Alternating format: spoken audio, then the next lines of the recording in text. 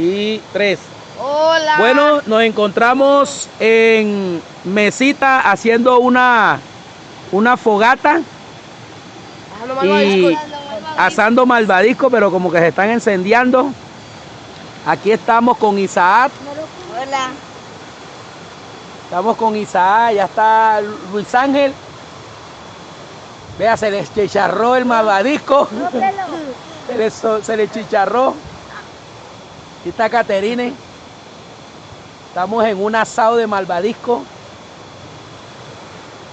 Y acá está Ángel Yerovis. Hola. Con malvadisco.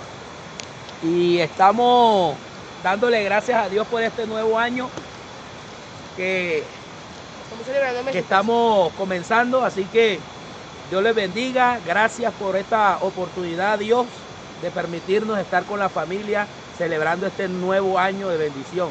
2015 será el año de nuevas oportunidades, de nuevas bendiciones. Dios bendiga.